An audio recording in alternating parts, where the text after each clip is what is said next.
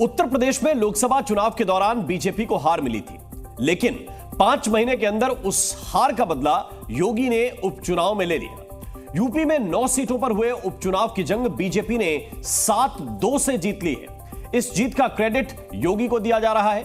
UP के लिए नया नैरेटिव यह है कि योगी हैं तो मुमकिन है।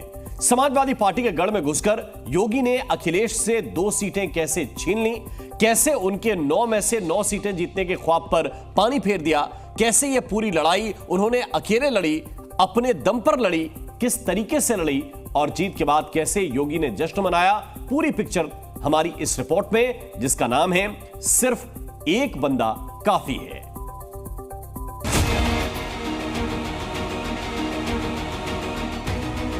एक प्रचंड और अभूतपूर्व ऐतिहासिक विजय प्राप्त हुआ है। 7-2 के विजयी स्कोर के साथ योगी लखनऊ में भारतीय जनता पार्टी के दफ्तर पहुंचे। यहां जीत की मिठाई खाने के बाद योगी ने विपक्ष के साथ पार्टी में मौजूद विरोधियों को भी अपना मैसेज दिया। लोकसभा चुनाव के बाद से ही योगी के खिलाफ माहौल बनाया जा रहा था, लेकिन आज लखनऊ से ब्रांड योगी और यूपी की राजनीति का जो नया फॉर्मूला निकला, उसने माहौल ही बदल दिया। समाजवादी पार्टी और इंडी गठबंधन का लूट और झूठ की जो पॉलिटिक्स है, अब इसके अंत की उद्घोषणा भी यह चुनाव है। योगी के चेहरे पर खुशी थी, जीत का भाव था और इसी भाव के साथ उन्होंने उन उंगलियों को भी नीचे करने की नसीहत दे दी जो उनकी लीडरशिप पर उठाई जा रही थी। भारतीय जनता पार्टी गठबंधन ने इस पूरे चुनाव में 52% से अधिक वोट प्राप्त किए।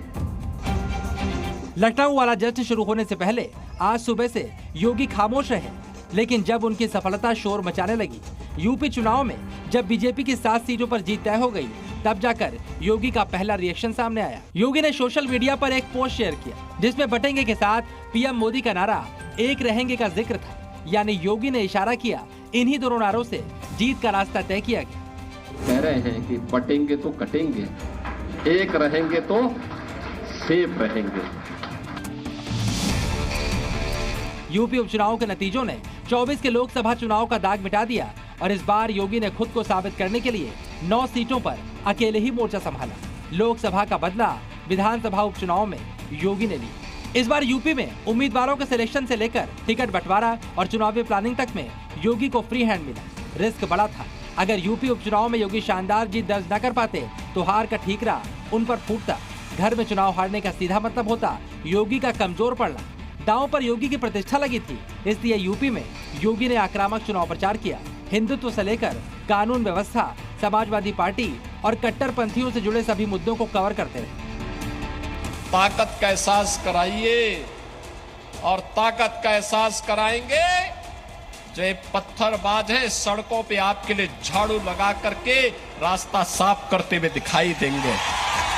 इनको मैनपुरी की चिंता नहीं थी, इनको इटावा की चिंता नहीं थी, इनको स्वयं की चिंता थी। ये यूपी वाली यूपी है। हर तीसरे दिन दंगा होता था, कर्फ्यू महीनों लगता था। आज ये लोग यात्रा रोक रहे हैं। बहनों और भाइयों, आने वाले समय में घरों के अंदर घंटी और शंख भी नहीं बजाने देंगे। योगी आदित्यनाथ ने यूपी उपचुनाव में 9 सीटों पर 15 रैलियां की।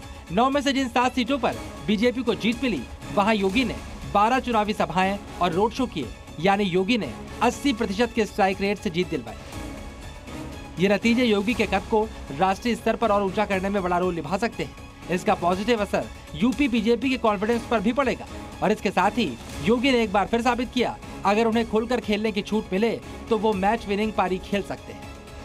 जो योगी जी का नारा था, बहुत साफगोई थी, उसका असर तो हरियाणा में भी दिखा और महाराष्ट्र में निश्चित रूप से उसका योगदान है। जिस व्यक्ति को कुछ खोने का डर नहीं होता, वो साफ बोलता है। यूपी उपचुनाव में योगी ने टीम बीजेपी को साथ लेकर जबरदस्त रफ्तार से प्रचार किया। चुनाव के अंतिम हफ्ते में योगी ने ताबड़तोड़ 5 दिन में 15 रैलियां की, लेकिन 9 सीटों के लिए चुनावी ब्लूप्रिंट महीनों पहले तैयार हो गया था। 9 सीटों के लिए 30 मंत्रियों की एक टास्क फोर्स बनाई गई। हर सीट पर 2 से 3 मंत्रियों की ड्यूटी लगाई गई। एक एक सीट पर योगी खुद ही 2 या 3 बार प्रचार करने गए। चुनाव प्रचार से लेकर वोटिंग तक योगी खुद लगातार मॉनिटरिंग करते रहे। चुनाव प्रचार में ही नहीं, चुनाव की तारीखों का ऐलान होने के पहले ही योगी एक्टिव हो चुके थे। चुनाव वाली सभी विधानसभा सीटों का दौरा कर चुके थे। योगी चुनाव के दौरान हम साथ साथ हैं वाला मैसेज देने की कोशिश करते रहे, पर कई बार योगी के साथ दिखने वाले नेता भी योगी के खिलाफ बोलते दिखे। माननीय मुख्यमंत्री जी कोई उद्बोधन करते हैं, हमारे माननीय मुख्यमंत्री हैं, तो उस पर मुझसे टिप्पणी क्यों लेना चाहते हो? नहीं, माननीय मुख्यमंत्री जी जो भी बोलते हैं, अगर उसमें कोई सवाल है तो मुख्यमंत्री जी से करना चाहिए।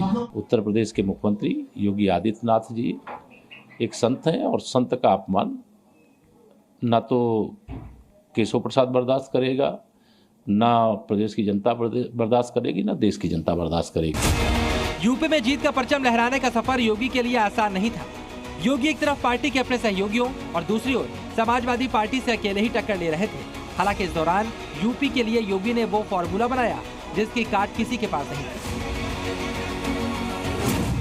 अखिलेश यादव के पीडीए का जवाब बीजेपी ने ओबीसी उम्मीदवारों से दिया। लोकसभा चुनाव के मुकाबले उपचुनाव में सरकार और संगठन में बेहतर तालमेल दिखा। योगी आदित्यनाथ ने हर सीट के लिए अलग रणनीति और टीम बनाई। लोकसभा चुनाव के बाद से ये बहस चालू हो गई थी कि कितना केंद्रीय नेतृत्व दखल करे या ना करे। योगी आदित्यनाथ ने, खबरें आपने पढ़ी भी थी, उस समय खूब सवाल उठे थे कि गलत टिकट बांटे गए जिसकी वजह से नुकसान हुआ, तो इसलिए योगी ने चीजों को अपने हाथ में लिया और बेहतर रिजल्ट ला के दिया। योगी खुद लगातार विपक्ष की हर रणनीति को काउंटर करते रहे। सूत्रों से भी यही खबर आई कि इस बार दिल्ली से उपचुनाव को माइक्रो मैनेज करने की कोशिश नहीं हुई। योगी पर भरोसा जाहिर किया गया और योगी ने इसका नतीजा ला कर दिया।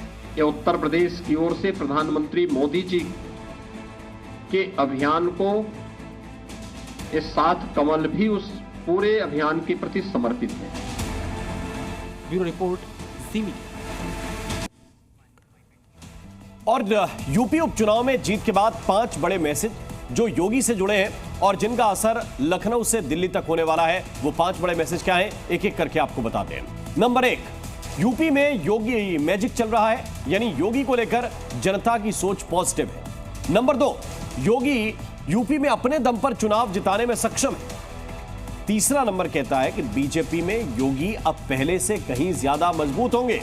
नंबर 4, योगी और आरएसएस के बीच बेहतर तालमेल है और यह तालमेल जीत की गारंटी देने वाला है।